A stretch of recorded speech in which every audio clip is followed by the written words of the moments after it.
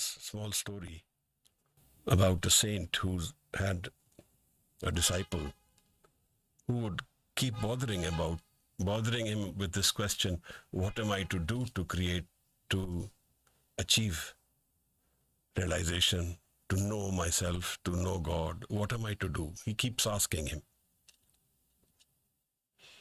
So one day when he was sitting with his disciple, the saint told him, how are you breathing today? So the disciple was a little shocked and he said, what do you mean by how am I breathing today? He says, no, I want you to be very alert on your breathing. You must breathe. If you don't breathe, you don't survive. Isn't it? You breathe, so you live. If you don't breathe, you don't survive. So you must make an effort to breathe. You must be alert. You must breathe deep, breathe out, breathe in, be very aggressively monitor this doing process. Do this breathing. The disciple quietly heard what was said, but his life became a big hell. For the next 24 hours, he was doing only breathing. Something which was happening on its own some time ago has become an effort.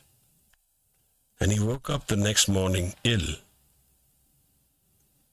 He was not well. And he was scared. If I stop breathing, what will happen to me? I will die. It's because of my breathing I am. And he goes to his saint, the Guru, and tells him that I am miserable, I will die. I am to breathe, and it's such an effort to do this breathing. And if I stop breathing, I'll die. The saint said, yes, you will die if you stop breathing. But till I asked you this question, who was doing the breathing? Till I raised this question to you yesterday, you must breathe. You must be conscious of your breathing. Till that time, what was happening? Before that, how was your life? He said it was perfect. He said, then what was happening at that time? Who was breathing then? Before you started this effort of I am to breathe, all these years that you've lived with me, who was doing this breathing? And the disciple was completely stunned and he said, I'm not aware who was doing this breathing. The saint said, just like that, perfection, our source of happiness, our source of where we come from, it's effortless. You don't have to do it. It's already there. But you keep asking me this question, what am I to do?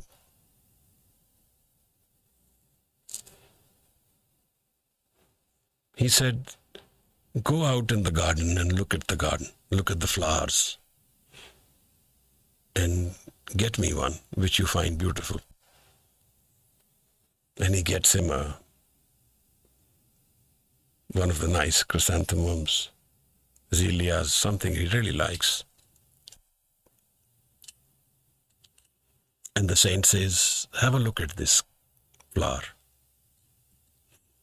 Do you see any imperfections in this flower? And the disciple says, I can't make out any imperfection. It's very beautiful, it's very shapely, it's very perfect. It's very beautiful and attractive. So do you know why these flowers exist? He says, because they need to survive, they need to live. He says, yes, but why? They live because the bees have to come to them. So if creation has made flowers so perfectly, why do you doubt your own creation? How are you made? Do you think nature did a folly, a mistake with you? that it creates perfection everywhere, but with you it has not created perfection? You keep asking for achieving realization, seeing perfection, seeing God, finding that happiness which is unconditional, love which is unconditional. Do you think nature has made a mistake with you when it has created such perfect flowers? Would it create an imperfect you?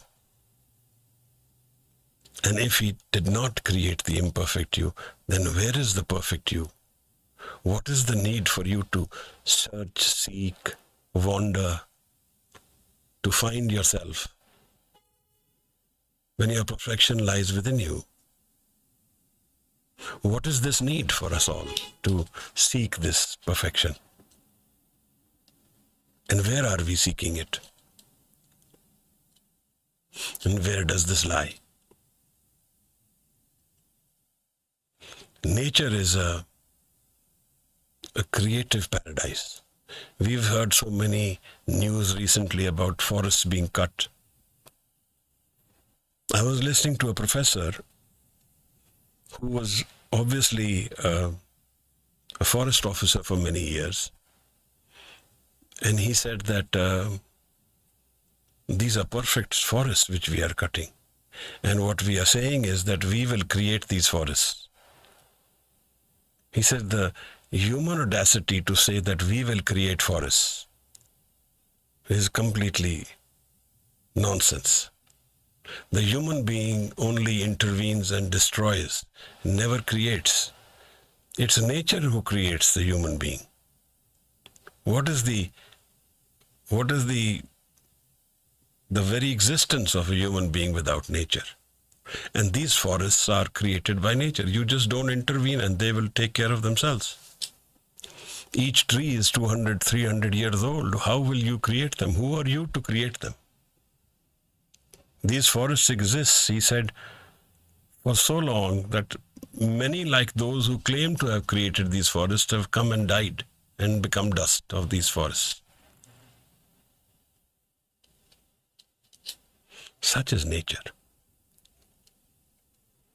There is perfection all around us. There is perfection within us. There is harmony, there is love all around us and within us. But we doubt it. We doubt this surrounding element. Guru Nanak Sahib calls this hukum. He says there is a hukum in all of creation. There is a flow of this hukum. There is a presence in this hukum. And all creation is hukum. I think one of the most confusing things which we all face is the understanding of the concept of hukum. And actually it's not the understanding. It's the knowing of hukum which is more relevant. Maharaj has given this hukum as an answer to the most apt or intense question in the Guru Granth Sahib.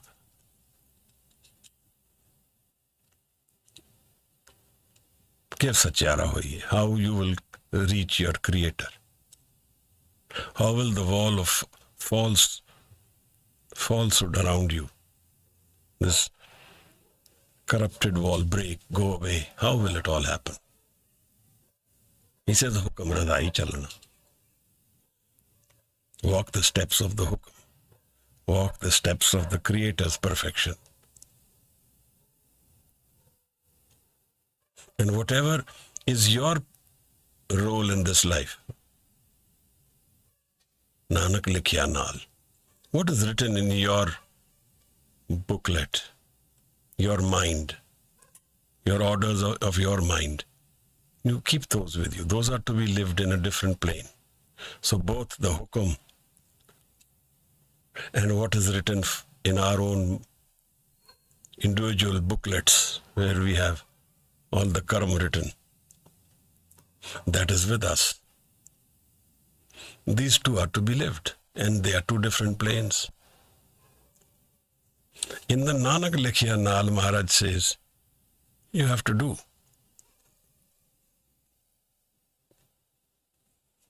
You have to chalo, you have to walk. Hukam razai chalana, do. Nanak Likhya Naal, and accept what is written for you. Now, for us to understand what is hukam, what is to be changed, what is not to be changed, what is to be accepted, this becomes confusing.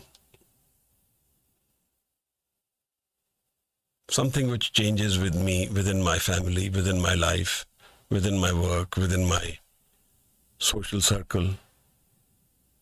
Should I accept it, not accept it? Should I fight it? Should I struggle for it? These are the balances of doing and being.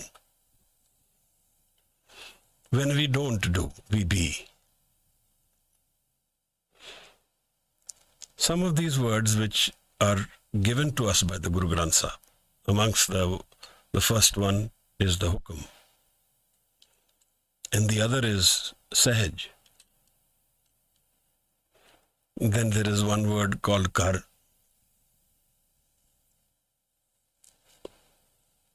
And the fourth one, which is most apt for us to understand hukam, for us to live hukam, for us to know hukam, is thir. When will I be thir?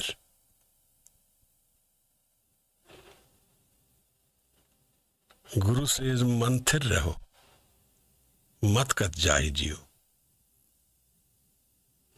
Thir kar baiso. Harijan प्यारे सतगुर तुमरे काज सवारे.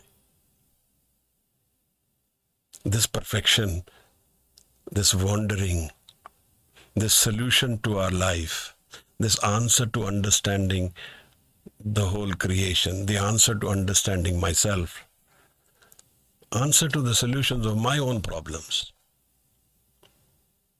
everything you put into one baggage. And he says the solution to all of it starts with thir. Man thir raho.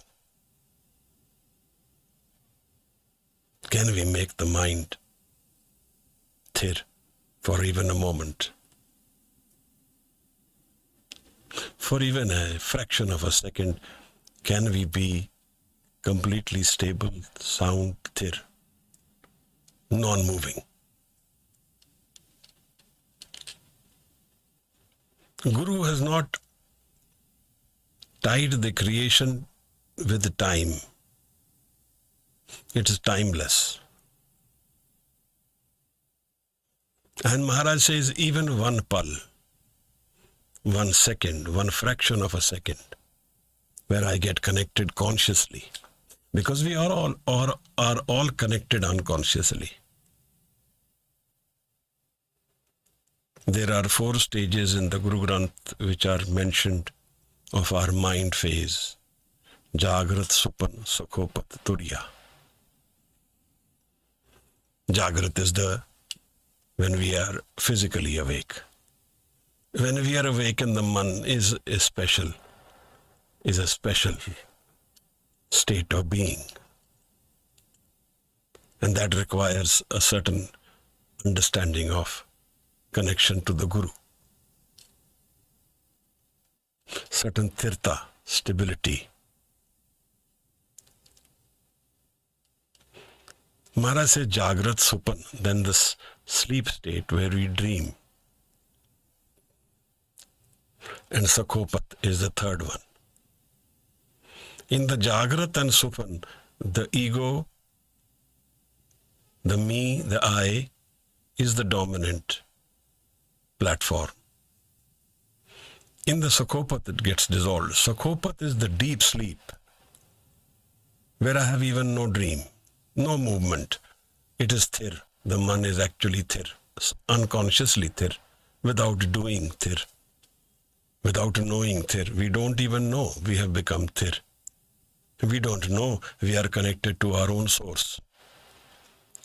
Sometimes you sleep for 10 minutes and we feel we've slept 8 hours. Sometimes we sleep 8 hours and we feel we haven't slept at all. We've found no rest. The rest comes from this Sakhopat avastha. The man gets connected to its own source unconsciously. We don't even know it's connected. But that's how life exists. We all exist because of that Sakhopat state. If we are not able to go into the Sakhopat state, we cannot live. Not even for a day. We can live without food. We can live without water, even without breath to some extent, but never without this sleep of Sakhopat. We don't know this Sakhopat state. To bring this Sakhopat state into the conscious level, that's the realization, where we have connected to our own source. Like the mind gets dissolved in its deep sleep, and the ego falls unconsciously. If that falls consciously in the awakened state, then that person has transcended death and found his or her own source. That's why we see this need for us to do comes from this urge of trying to solve our problems in doing. What kriya should I do and I will become realized? What way should I sit straight, sit at an angle, hang from the upside down? What do I do? Because without my doing, nothing happens. So I have this deep need to keep doing. But is doing a requirement? Because the perfection of life is created by around us and within us, without us, everywhere, without our effort. The heart is pumping for years, day and night. We have no involvement in it, and God forbid if we did, we would probably fail miserably to making it run. Something is making things happen without our effort. Someone, something, some energy, some force, some intelligence is creating perfection. But we can't find our own perfection. Perfection is all around us, but we can't find our own perfection. That is our misery. And what is the reason we can't find it? It's because we are trying to seek it. We already have something we are trying to seek. We are trying to find something which we already have. Something which we already have within us. We are trying to find it outside.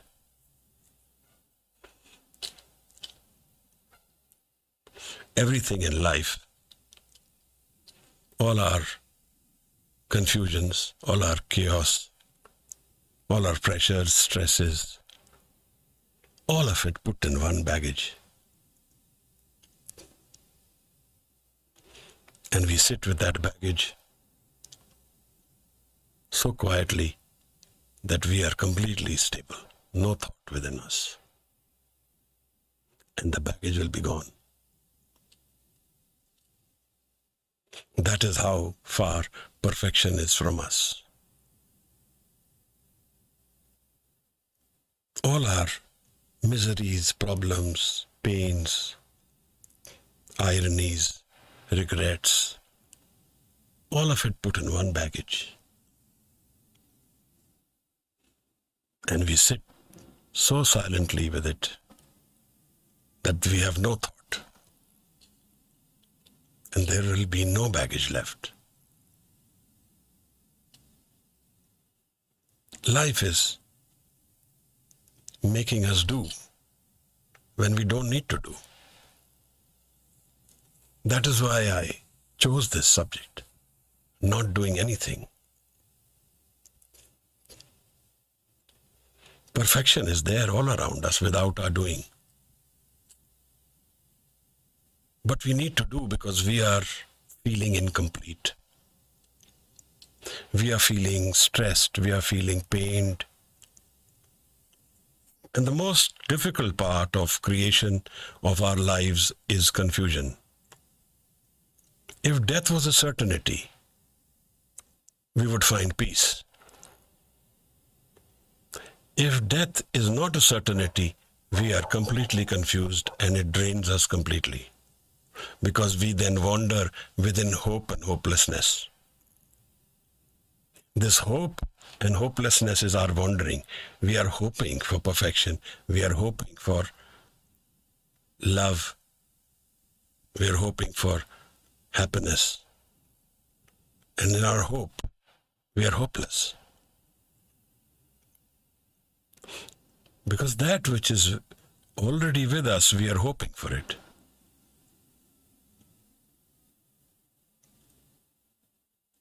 We have not understood what our own mind carries with it. We have not understood the nature of I and creation. We have not understood that this lifespan which I hold in front of me, the problems and all the issues which are surrounding me, constantly one after the other, none of them are giving me solutions. Where do those answers to this life problems lie? The confusions lie. Will it be solved? Will it not be solved? What will happen next? If it gets solved, I have another problem. If it doesn't get solved, I rot in the misery of this one issue for a lifetime. I find no escape. And where is the escape? Where is the understanding of life? Where is the reasoning of these problems? And are these problems, these issues of life, forever? Are we forever? What has life given us and what are we chasing? We are trying to find happiness. We are desperate for happiness. We are also lonely. In our own thought world, we have become very lonely. We don't communicate. Solitary minds become sinkholes. They make us sink within ourselves. They are collapsing minds. They are not expanding minds because they are confused. Confusion is the worst drain of energy we can get. Worst. And we live with confusion all our lives. And we don't know what Baani is saying. We don't know what Guru is telling us. We only know the words. We don't know the experience. There is the main question. And then what is the need for Guru? And what is the goal of this life then?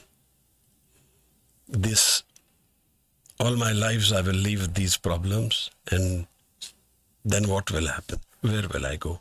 What will happen to me tomorrow? How will I survive? What about death? We don't even think of death. We are so absorbed in our day-to-day problems, day-to-day miseries. Death doesn't become a question for us. We think this is our life and this is what we need to live. So the mind is constantly churning, constantly wandering. And there the pain is intense. And then we avoid the pain. And the more we avoid pain, the more pain will come. Whatever in life we don't face will keep increasing. Whatever we suppress will increase. What do the Gurus tell us about life? is maybe very difficult for us to fathom as of now. But a good beginning is to understand that if I can find the source of my thoughts, that where are they coming from, then I may be able to switch them off. Finding the source will tell us that these are not a permanent reality. They are coming from my own ego mind,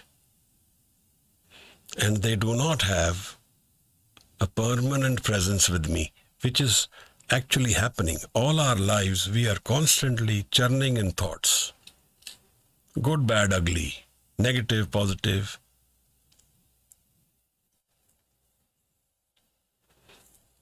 In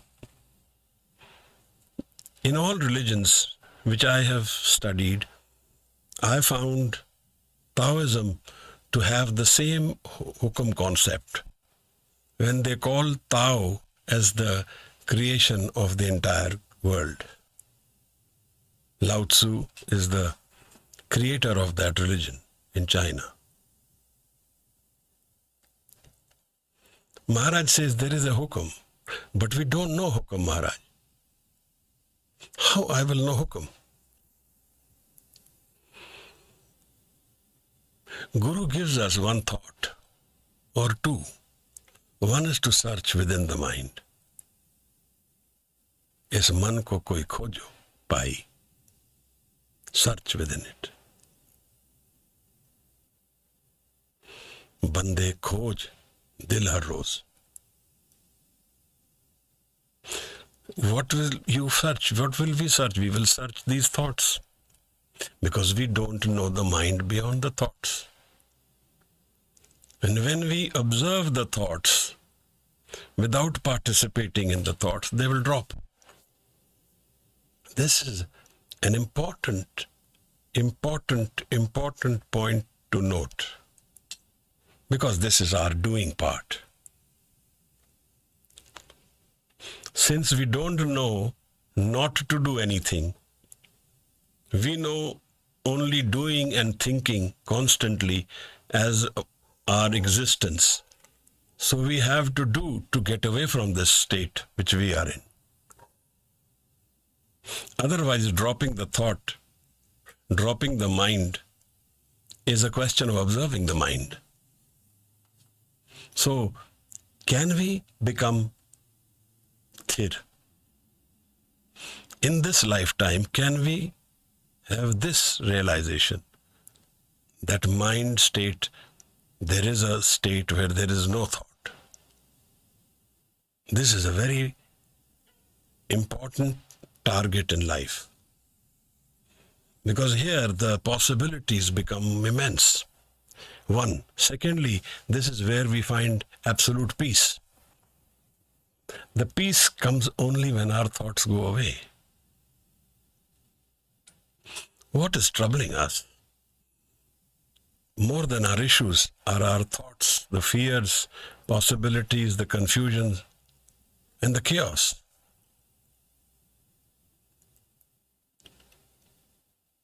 Death is not as fearful as the confusion of death, thoughts of death, and the imagination of death. That is all we know about death. We don't know death in reality.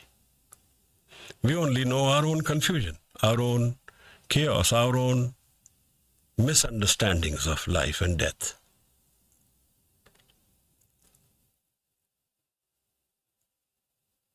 When we know death, that's a different paradigm altogether. Then we know our mind. If we can search the mind, then we are actually searching for our own death. And we are seeing what happens at death. Because the mind gets dropped at death. It stops doing. And if we stop doing, then we know what happens at death. What is life today for us? It's our body, family, society.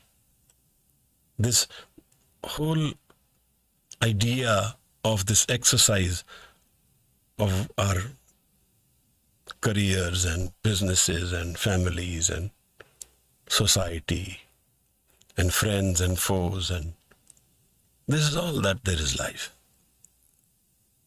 And where is this taking us? Where does this physical life actually take us? It takes us to hell. Because this life, according to Jean-Paul Sartre, this is the other life. We live this life with reference to the other. His car is bigger than mine. His house is bigger than mine. His children have achieved more than me. These are our thoughts about life. And in this comparison, we create our own targets of defeating the neighbor or the brother or the friend. So in some ways, there are no friends here, because we are referencing ourselves from the other. Who am I is with reference to the other. Hell is the other people. And we live this life subjective to the other people. If there is no other people, there will be no life like the way we live it. A major portion of our life is defined by where and how and who we know. And we keep referencing that, Maharaj. Who am I is actually the other person, not me. If the other person changes, I change. If the race is dropped, everything is gone. I stop running this race. I stop running. So I will not run this race. I don't want to win or lose. One saint says this. He says, you can never defeat me because I'm already lost. I'm not running the race with you. My life is not defined by you. Who am I? Where am I coming from? Where am I going? What is the source of my pain? What is life's confusion? Where are these answers?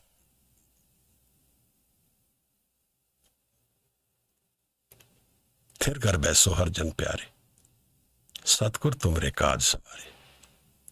This is one line. Meditate on this. Dhyan. Dhyan starts when we stop thinking. Till as long as we are thinking, we are flowing in thought mind. Moment our thought mind drops, we are in dhyan. And dhyan means consolidated intense energy, mind energy. And the mind is created by whom? By the Creator. And our thoughts are created by whom? By me. So the imperfection of the mind are the thoughts of the mind. It's not to say that thoughts are a wrong thing.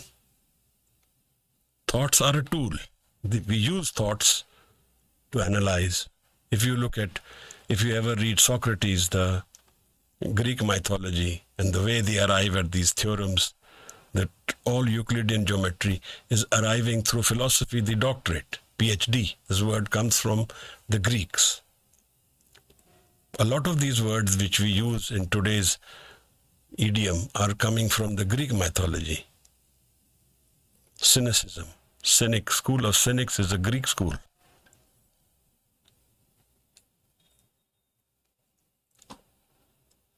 So the thoughts are a tool, but we don't know how to use this tool. We are being burnt in this oven by these thoughts. And the reason for that is his desire.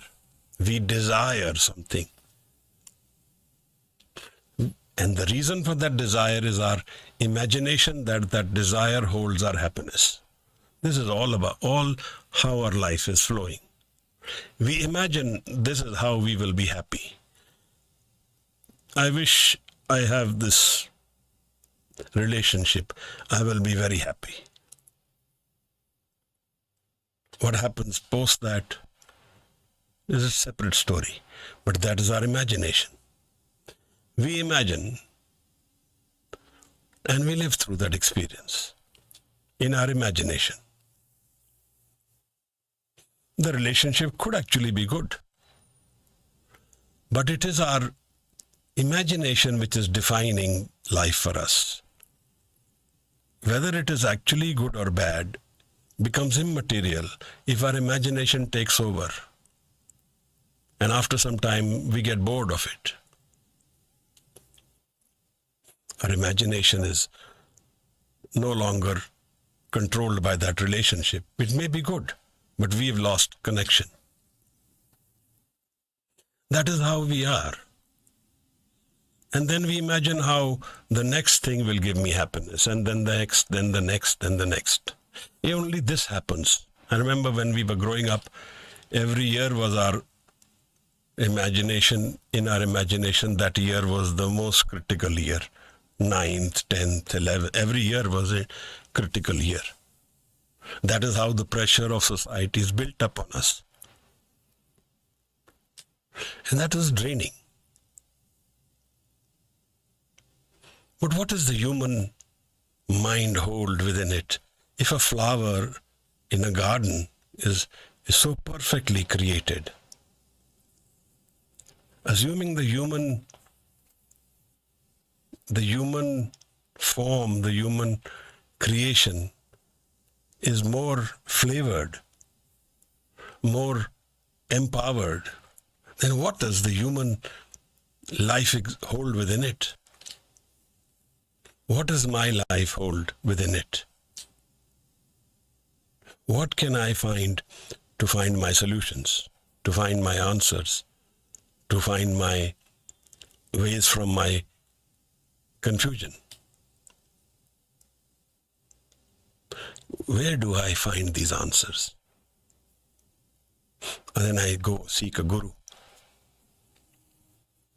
I'll look at a body, clothes, a judgment of a guru is as haphazard as our judgment of our own life. This one person I met, she says, there is no life after death. So how you are so certain?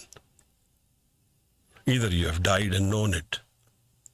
How can it be your certainty? Maybe you are right. You can say, maybe there is no life after death. But what if there is? And how you are so certain there is nothing? Have you seen beyond death?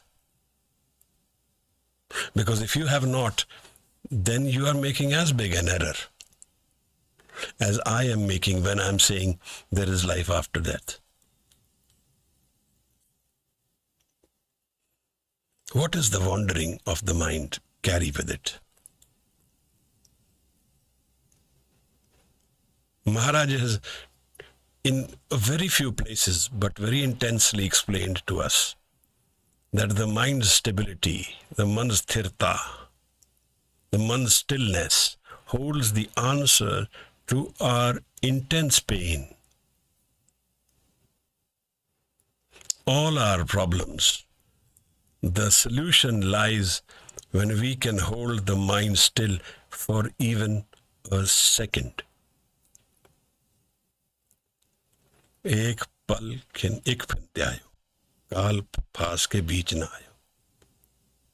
एक पल जिन एक खिनते आयो, एक खिन, 1 second.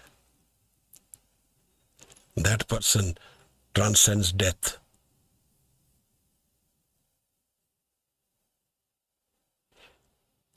It is very far away for me to talk about Guru's lives, because those are actually different world lives, in a sense that we are very far away from what Guru's vision and living of life is.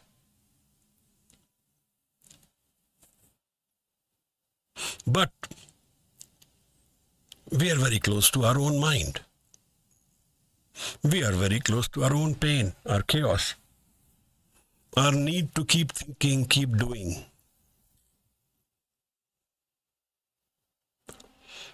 So assuming there are two planes, one plane is the thinking mind, and one there is a mind which does not think, where there are no thoughts. Have I got the ability to transcend my thinking mind and go into non-thinking mind?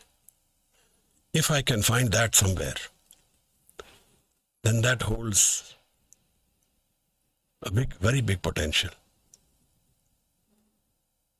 of not only my present life, but all my baggages of life, all my future.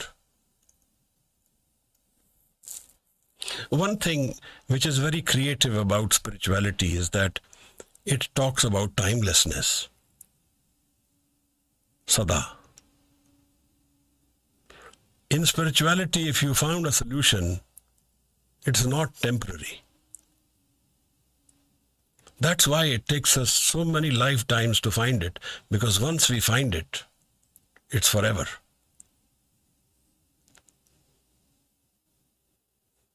The happiness is forever, the love is forever, the meeting is forever,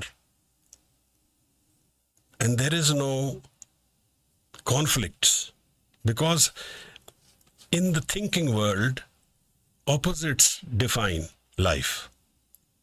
Good is defined by bad, high is defined by low, far is defined by near. Good, the rich is defined by poor. Beauty is defined by ugliness. So it is all interdependent. No creation will exist in absolute, in the physical sense. That is why in the physical reality, it's not that perfection which we are seeking doesn't exist in the physical. Happiness exists with sorrow. Pleasure exists with pain. So when we go and seek one, we have to be accepting the other. So hukam or thirta has to do with an attitude of acceptance of life. Whatever there is, everything that there is in my life, all the confusion, the pain, the sorrow, everything, I accept that it is there. Whether it goes away or not, let's leave that aside for some time. I accept it as it is. I am a baggage of these miserable and some happy moments put together. And then once I accept, I go beyond them.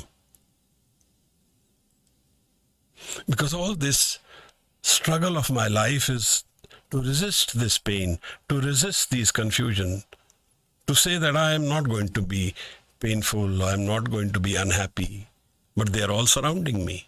All these emotions are defining me constantly. But what if accepting them helps me go beyond them? Accepting my life as it is, with all my errors, my problems,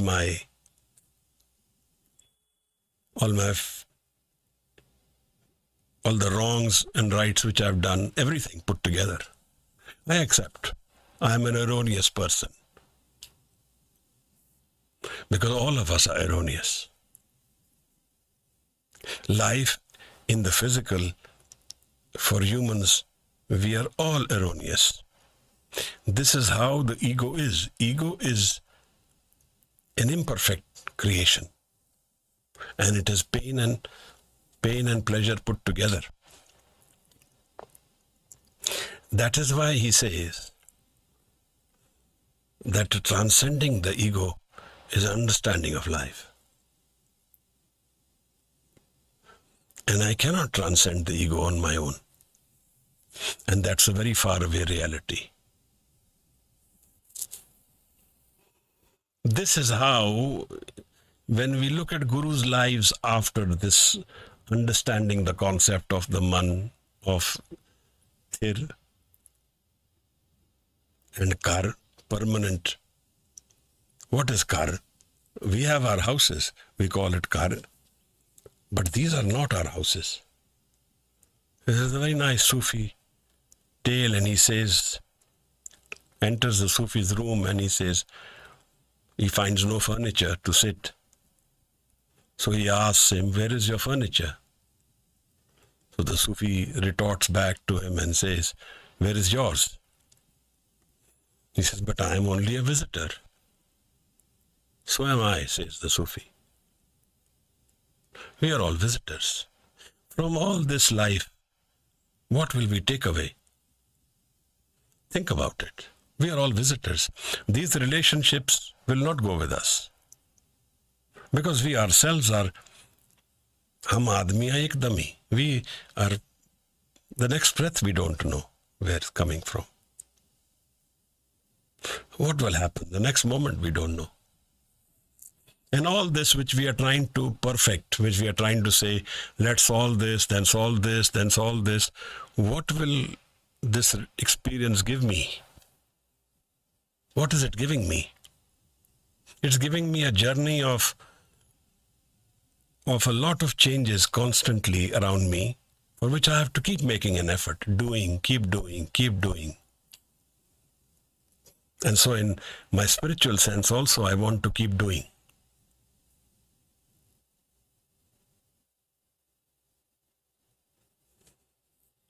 What if there is a situation where I can find ekagrata? Ekagrata means ik. When the thought becomes one, there is no doubt, two. There is no movement.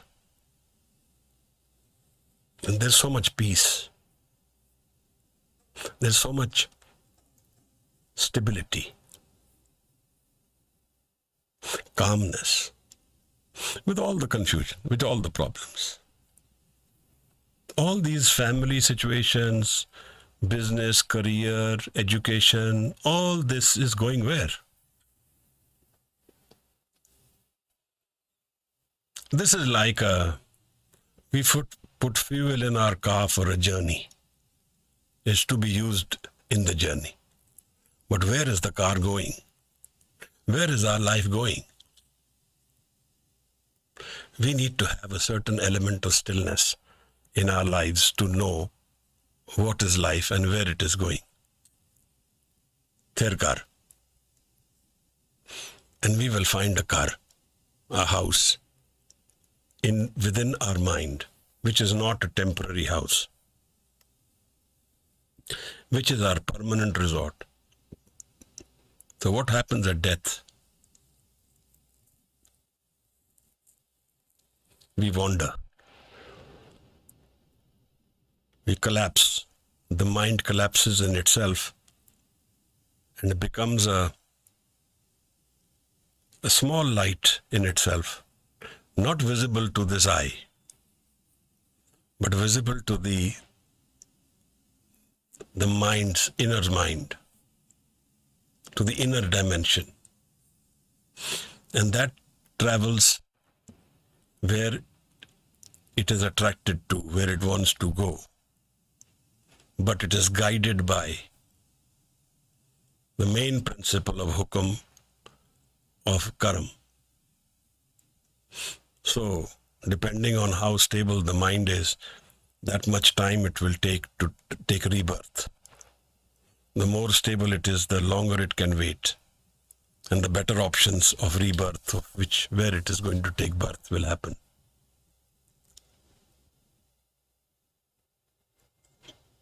But Maharaj, one thing to be understood is that this stillness of the mind needs our effort. And if you know what I'm trying to tell you now is that when we do kirtan, suppose, in dhyan, when we listen to the kirtan and we do it, we don't have our eyes open, we do it meditatively, then it takes us into a thoughtless state, gives us those visions slightly. That's why Maharaj says, Gaviye suniye. Sing and listen. Man rakhiye pao. And when you find love, that is your home. Our home is love. Unconditional love. When there are no conflicts, when there is no doing, there is no need to do. It is our home. It's like we go out for work, we go out shopping, we go out to travel, we come back home and find rest. We don't do. We find peace, we find rest, we are relaxed. We need to waste least energy because we know where we need to go. It's our home, where we have dropped this movement. Mind drops its movement and reaches its inner car, tirkar. And there something really miraculous is going to happen. Guru meets us there. Tirkar baiso har jan pyare, Satgur tumre kaaj savare. All our issues of life, all our issues are solved here. Kaaj savare, sab kaaj. Nothing remains incomplete. Nothing remains doubtful. Nothing remains painful. Nothing remains sorrowful.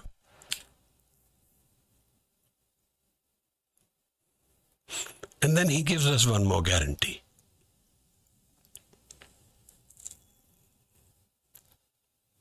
Teri bakshna mete koi.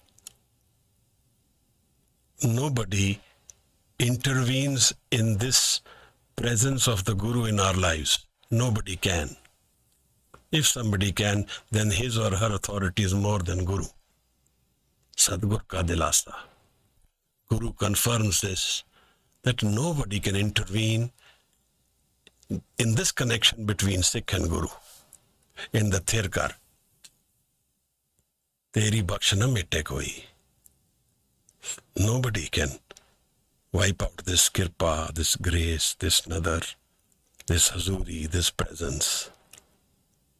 Life is not about the moving world. Life is not about the body. Life is not about all these relationships, these targets of life which we have created. These are to be left here and we will go from here, leaving them. But life is finding a solution which is more permanent than the movement and tragedies and gifts of life which keep coming and going. Those wanderings of life cease to exist in that house where Guru and Sikh meet. There is no pain. And it doesn't require my doing. It requires me not to do. The world requires my doing. I have to go and buy a cardigan. I have to go to a shop, or open the Amazon, or search for it, and that's what I have to do. That part of life is there. Yes, you have to do to survive, to exist, to live. But life is far more intense than this physical creation. So much more intense that the going away of this physical creation does not affect that part of life. It's a very far away concept for us to understand.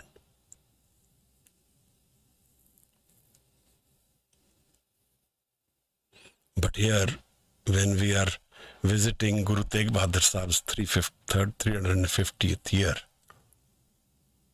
it's important to understand what Guru's gift to us is, what Guru and Sikh's relationship means.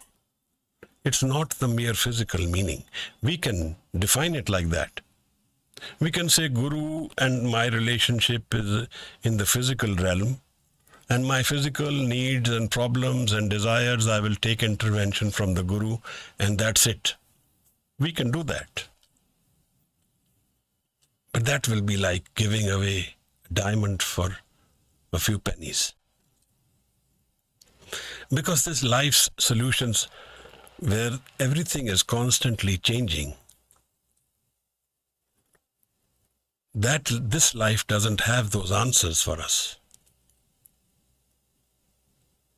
We are seeking permanent happiness. We are seeking that happiness which we can have forever, sada.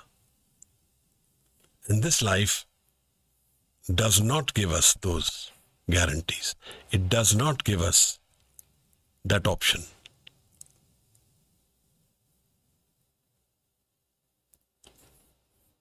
So, where and how?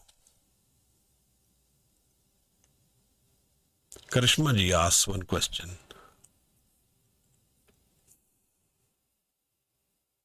Let me read this.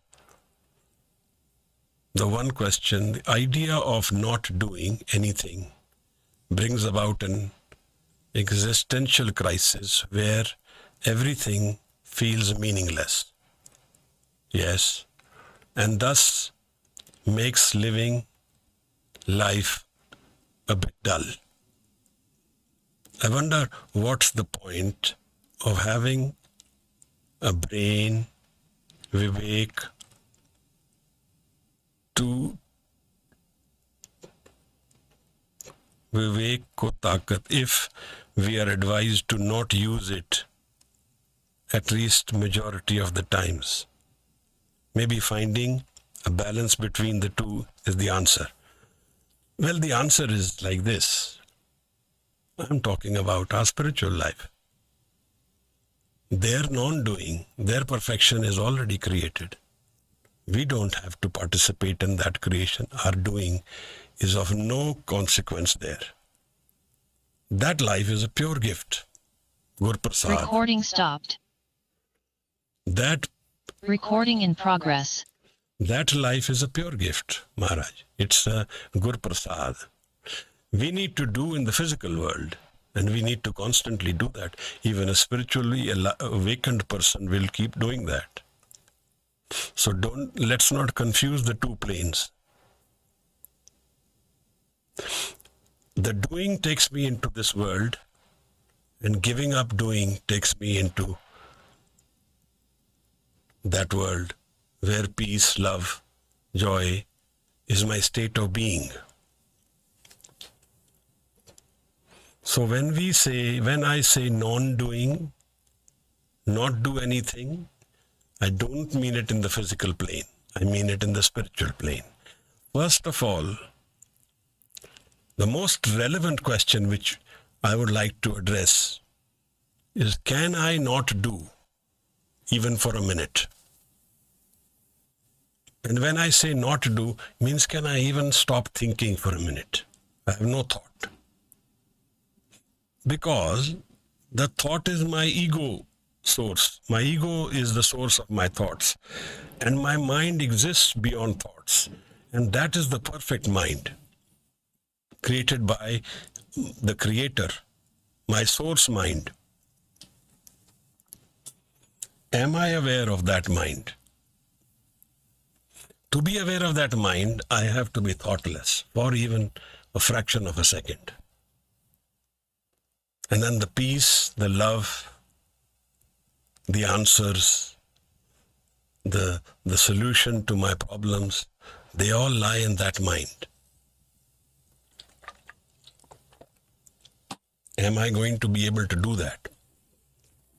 Not think. Non-thinking. Ter kar beso.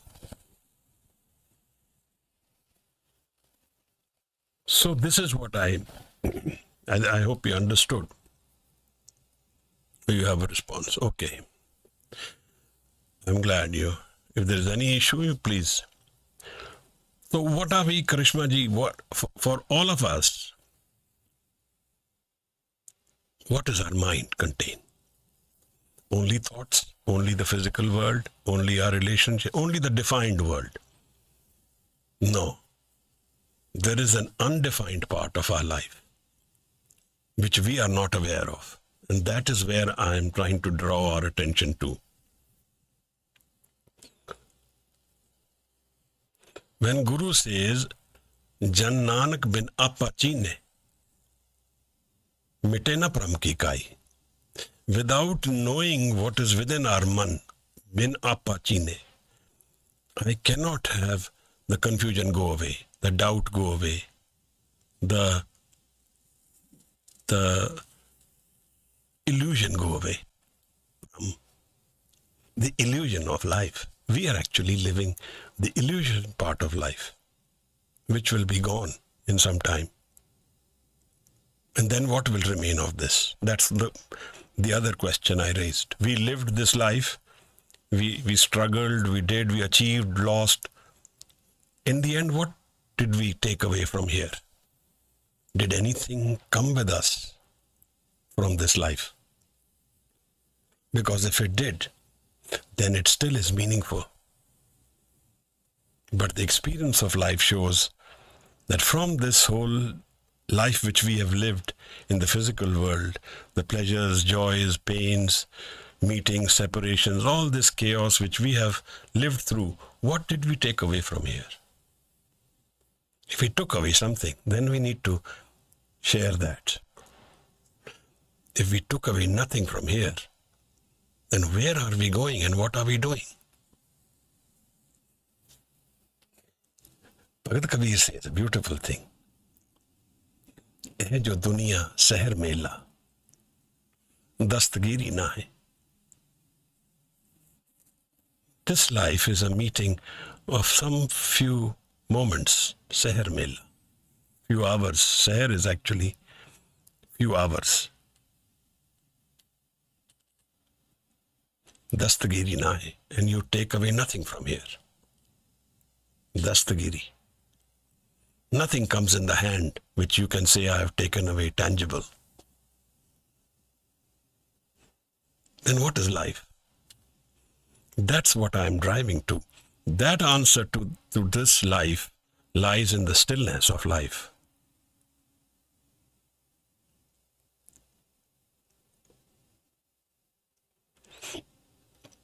Okay, one more question. Transcending ego is effort we need to put and work on mind, and if it naturally gets as grace gift when you sit in silence and meditate.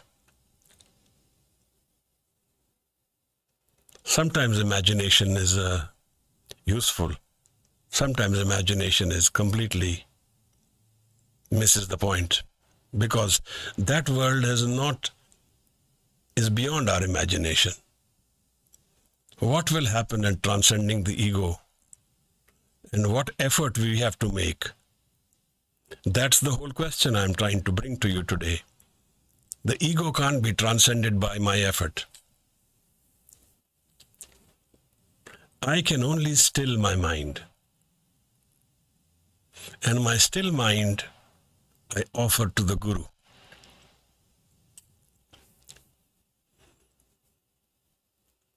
Maharaj says that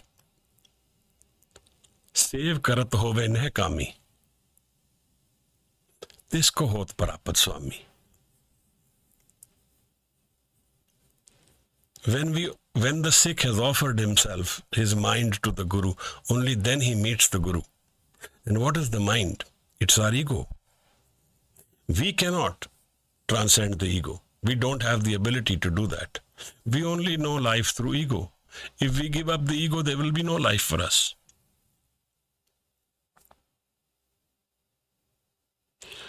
Transcending the ego is the Gur Prasad of life, Maharaj. The Guru does that. And how, when, where, that is not in our control. It will happen in a fraction of a second. But when That depends on the Guru entirely. Then the other thing, Maharaj, that this ego mind which we carry within ourselves is our life.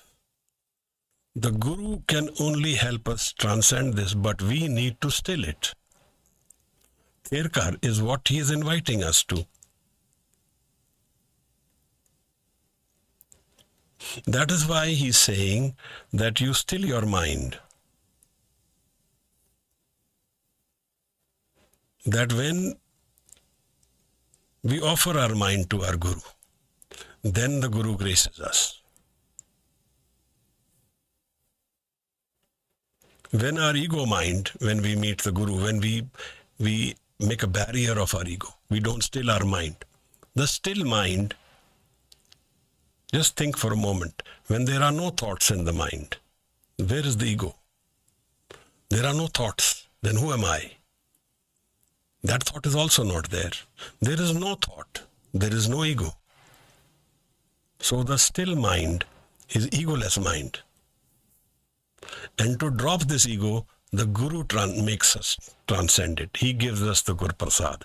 How, when, where is completely in Guru's hands. But Guru Prasad is the door to that life which has no death, which is Amrit, where there is no pain, no sorrow, no loss. That life is a different world of the mind.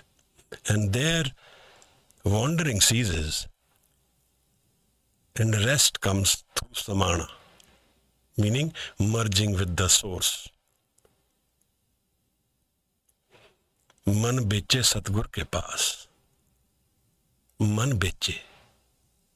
Bech de. That's how you meet the Guru.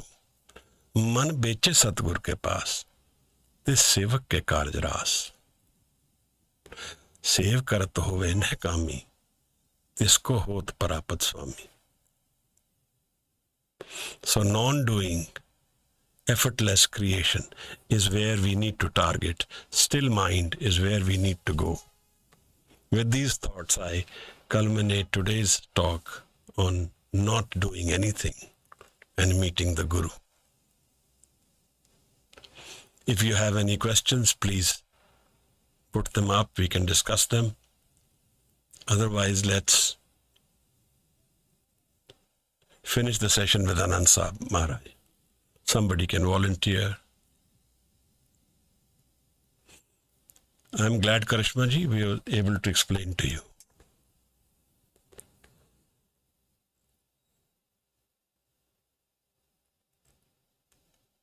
Maharaj Kirpa Karan.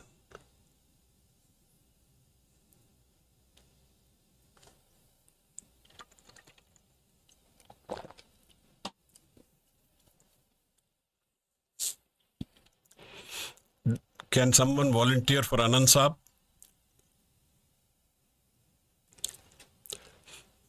We have a new participant, Anhad Singh.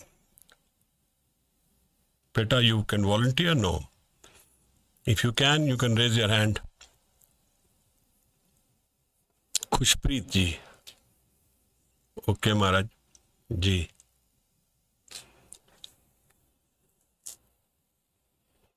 हाँ जी. वाहिगुरु जी रामकली महला तीजा आनंद एक ओंकार सतगुर प्रसाद आनंद पया मेरी माए सतगुरु मैं पाया सतगुरता पाया सहज सेती मन वजियां वाधाइयां राग रतन परवार परिया शब्द गावण आईयां शब्दों ता गावो हरि केरा मन जिनी वसाया कहे नानक आनंद हुआ सतगुरु मैं पाया ए मन मेरेया तू सदा रहो हर नाल रहो तू मन मेरे दुख सब विसारना अंगीकार ओ करे तेरा कारज सब सवारना सबना गला समरथ स्वामी सो क्यों मनो विसारे कहे नानक मन मेरे सदा रहो हर नाले। साचे साहिबा क्या नाही कर तेरे, करता तेरे सब किछ है जिस देह सो पावे। सदा सिफ्त सलाह तेरी नाम मन वसावे। नाम जिनके मन वस्या वाजे शब्द कनेरे। कहे नानक सच्चे साहिब क्या नाही कर तेरे। साचा नाम मेरा आधारो, साच नाम आधार मेरा।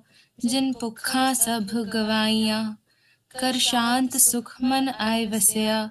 जिन इच्छा सब पुजाइया, सदा कुर्बान कीता गुर विटो। जिस दिया है वड्याइया, कहे नानक सुनो संतो सबतरो प्यारो। साचा नाम मेरा आधारो, वाजे पंच शब्द तित कर सुभागे। कर सुभागे शब्द वाजे, कला जित कर तारिया। पंच दूत तुध वस कीते, काल कंटक मारया। तुर करम पाया तुझ जिनको, से नाम हर कै लागे। कहे नानक तह सुख होआ, तित कर अनहद वाजे। अनद सुनो वड पागी हो, सगल मनोरथ पूरे। पार ब्रह्म प्रभ पाया, उतरे सगल विसूरे। दुख रोग संताप उतरे, सुनी सच्ची बाणी। संत साजन भये सरसे, पूरे गुरते जानी। सुनते पुनीत कहते पवित, सतगुर रहया पर पूरे। बिनवंत नानक गुर चरण लागे, वाजे अनहद तूरे। सुनते पुनीत कहते पवित, सतगुर रहया पर पूरे। बिनवंत नानक गुर चरण लागे, वाजे अनहद तूरे। श्लोक। पवन गुरु पाणी पिता, माता तरत महत। दिवस रात तोय दाई दाया, खेले सगल जगत। चंगियाइयां बुरियाइयां, वाचे धर्म हदूर। करमी आपो आपनी, के नेड़े के दूर। जिनी नाम ते आया, गए मसकत काल। नानक ते मुख उजले, केती छुटी नाल। जिनी नाम ते आया, गए मसकत काल। नानक ते मुख उजले, केती छुटी नाल। वाहिगुरु जी का खालसा, वाहिगुरु जी की फतेह। वाहिगुरु जी का खालसा, वाहिगुरु जी की फतेह। Thank you everyone.